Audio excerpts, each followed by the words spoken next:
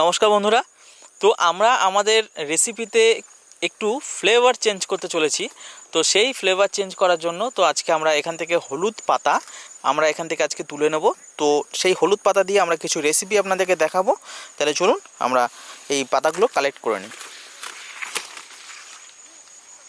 দেখুন, বেশ ভালো সাইজের হলুদ পাতা এগুলো, কারণ আমাদের যে রেসিপিটা হতে চলেছে সেটার জন্য একটু বড় পাতা দরকার হয়। হলুদ পাতা নেওয়ার কারণে সেন্টটা খুব অসাধারণ, মানে খুবই সুন্দর একটি স্মেলের ভিতর থেকে বের হয়।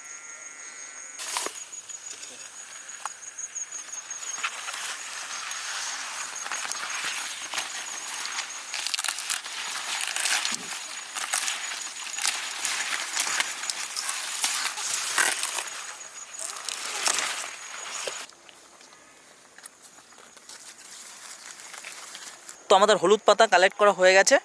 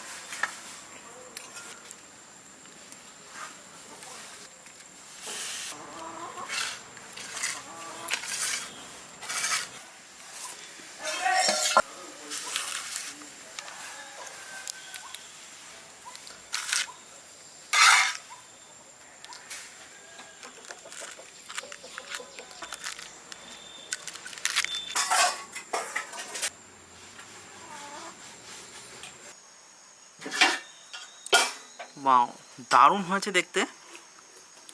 তো দেখুন আমরা এক পিস খেয়ে দেখাবো আপনাদের। বন্ধুরা দেখুন, এটা হচ্ছে হলুদ পাতা। তো হলুদ পাতার ওপর এইভাবে রান্না করার কারণ, এই যে পাতার যে সেন্ট, আপনারা হয়তো জানেন যে হলুদ পাতার সেন্ট খুব অ্যামেজিং, খুবই সুন্দর ফ্লেভার, এর ফ্লেভারটা খুবই সুন্দর। তো এই হলুদ পাতার ফ্লেভারে এই খাবারটার মানে সেন্টই বা ফ্লেভারটাই চেঞ্জ করে দেয়। এটা সাধারণত আমাদের এখানকার যে লোকাল আদিবাসীরা আছেন, তো তারা এইভাবে রান্না করেন এই রেসিপিটিকে। তো তাদের কাছ থেকে শেখা, তো আমরাও এভাবে করে খাই এটাকে। তো আপনারা পারলে একবার ট্রাই করে দেখবেন, খুব সুন্দর একটি রেসিপি, খুব টেস্টি এটা। তো এটা বলা হয় ওদের মাংসের পিঠে, যেটাকে চিকেন পিঠে বলা হয়, ওরা ওদের ট্র্যাডিশনে এটা তৈরি করে থাকেন।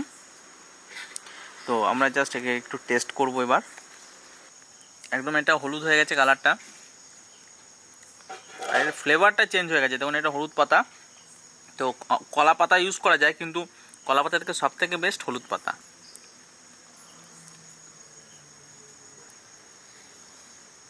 আর এই চিকেনের স্বাদটাও পুরোপুরি চেঞ্জ হয়ে গেছে। পোড়া চিকেনের মানে রান্না করার পর চিকেনটা আবার পোড়া হয়েছে হলুদ পাতার উপরে, তো এটা সেন্টটাও মানে একদম অন্যরকম হয়ে গেছে।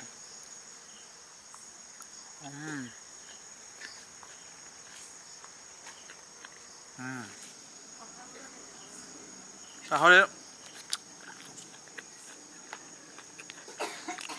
বন্ধুরা এটি খুবই পুরনো রেসিপি। তো আস্তে আস্তে এইসব রেসিপি হারিয়ে যাচ্ছে।